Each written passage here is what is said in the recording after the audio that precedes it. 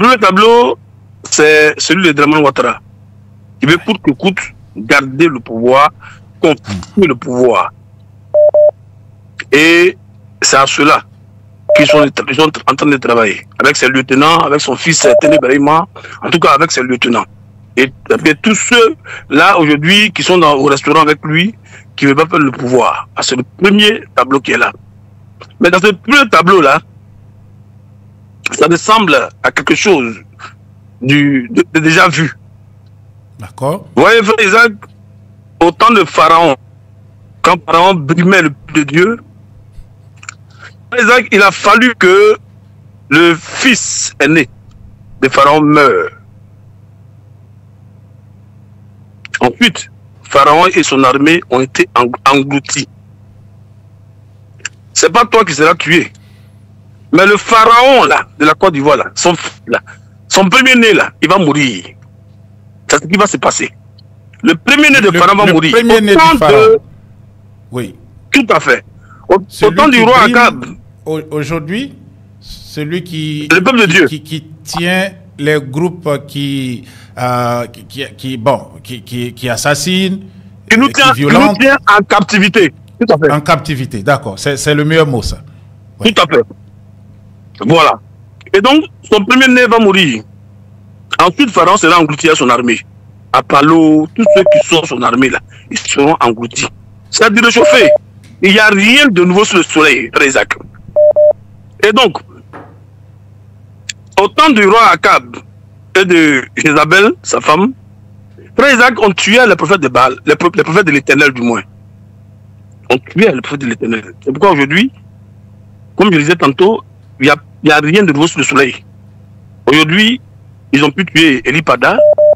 Ils maintiennent des hommes de Dieu en prison. Oui, est-ce que vous pouvez nous expliquer un peu plus, nous parler un peu plus du cas du prophète Eli Pada? Vous dites qu'il a été...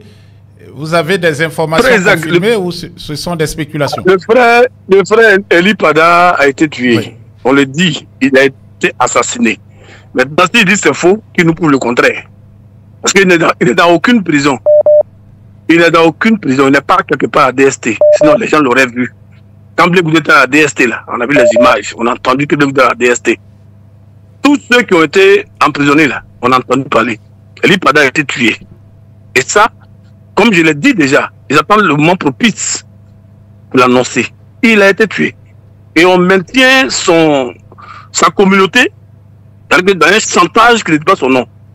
Il y a des choses qu'on ne veut pas dire. Bref, comme j'ai dit, ce n'est pas lui seul. Il y a plein d'hommes de Dieu aujourd'hui qui sont arrêtés, qui sont bâillonnés, qui ne peuvent pas parler. Comme au temps du roi Akab et de sa femme Jézabel. C'est la même chose. Il n'y a rien de nouveau sur le soleil, frère Isaac. Et donc je parle du premier plan. C'est le premier plan qui est là. Le premier tableau qui est là. Le second tableau, c'est, n'est-ce pas, nos leaders politiques qui aujourd'hui, tant bien que mal, essaient de se mettre ensemble.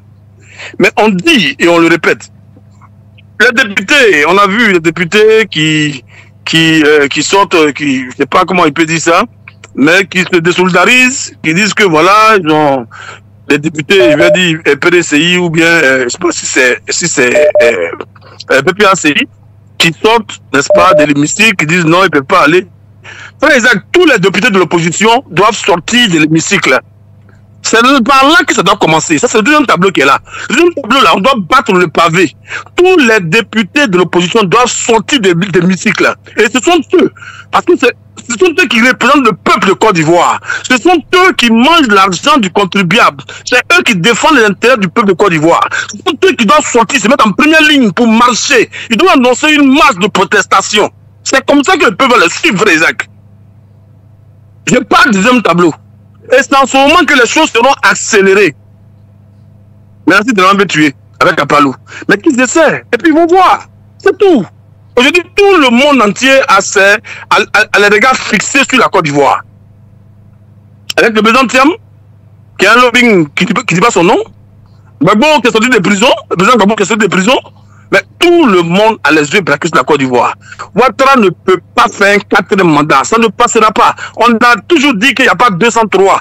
On n'a jamais dit qu'il n'y a pas 304. Ça n'a jamais existé. Ce n'est pas maintenant que ça va exister. Donc, frère Isaac, je dis et je répète, que ce n'est pas toi qui seras tué. C'est le premier-né de Pharaon qui va mourir. Et puis Pharaon lui-même là, il va suivre. C'est comme ça que ça va se passer. Parce que si son premier-né tombe, si son premier-né tombe, comme dans la Bible, le premier-né de Pharaon est tombé là. Pharaon était traumatisé. C'est la même chose. Quand son premier-né va tomber là, il sera traumatisé. Et lui et sa soldatex, lui et son armée là, ils vont seront engloutis.